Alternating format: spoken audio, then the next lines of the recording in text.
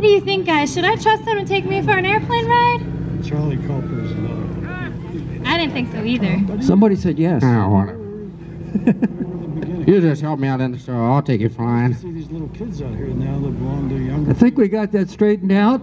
John Weyrich will fire up a 220 horsepower Continental 7-cylinder engine. Gentlemen, start your engine. You just have to hand start all these airplanes. Hana. John Potock, same engine in the Waco UPF-7. Our president, Justin Currier, same engine, built down in Mobile, Alabama, Continental 7-cylinder.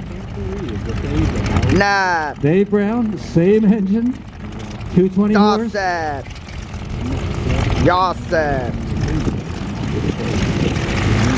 670 cubic inches. Excuse me, Mr. Pilot, are you really going to fly this piece of junk? This is a beautiful airplane, young man. Have some respect. You know. Come on, the paint's cracking, the flying wires are out of tune. This airplane looks worse than you do.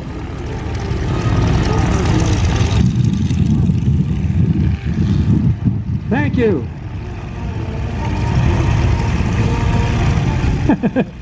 Pretty good prop blast there. Keith Firmin, Piece of junk. Navy painted steerman. Rick Conn going to give us some great aerobatics.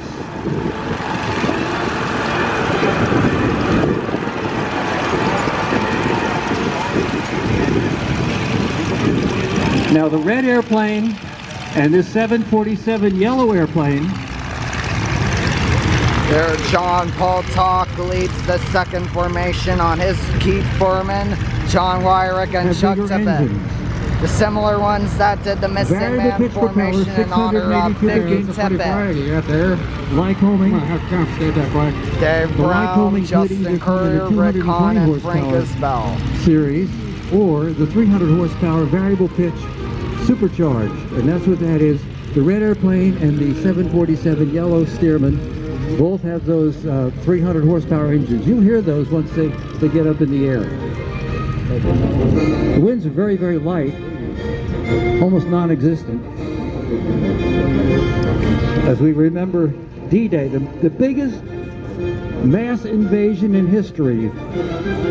Speaking of the Waco, the number 8 airplane, Waco, the Weaver Aircraft Company in Troy, Ohio, built combat gliders, about 10,000 of those used in the war, out of wood. None survived because there was a one-way ticket to the drop site in Germany.